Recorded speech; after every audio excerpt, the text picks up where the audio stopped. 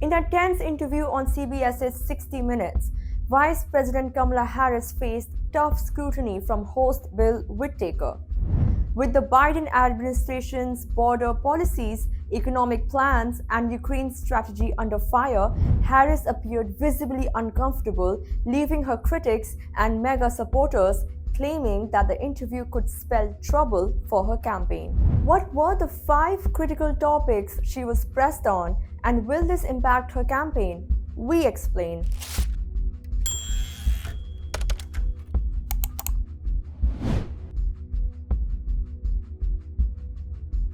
Whittaker, citing the unprecedented surge of undocumented immigrants during Harris's tenure, questioned if loosening border policies was a mistake.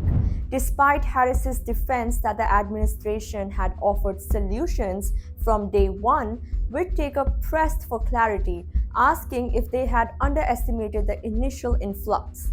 Harris maintained that the administration had halved the flow of illegal immigration and fentanyl, while also emphasizing the need for Congress to act.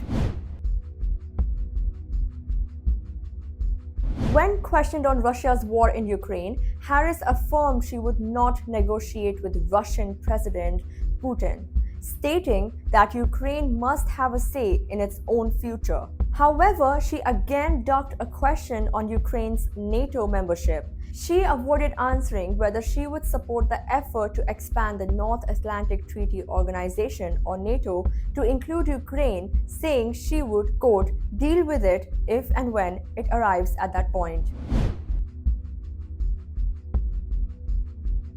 Kamala was left stunned by another question on her wildcard entry into the 2024 elections. She was asked, quote, was democracy best saved by President Biden stepping down and basically handing you a nomination, end quote. To which she replied, and I quote, Joe Biden made a decision that history is going to show is rare among leaders, which was put to country before self.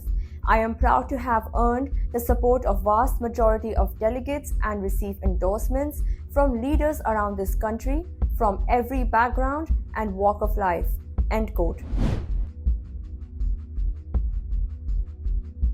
Minnesota Governor Tim Walz, Harris's running mate, was also put on the spot for his inaccurate claim about being in Hong Kong during the Tiananmen Square massacre.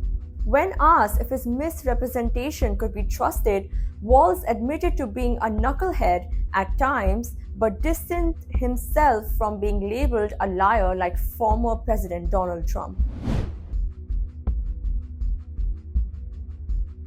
The interview lit up social media, particularly among Trump supporters. Mega loyalists quickly circulated clips with bold claims that 60 Minutes had effectively ended Harris's campaign. With the 2024 election season heating up, this 60 Minutes interview has become a flashpoint for both Harris's critics and her supporters.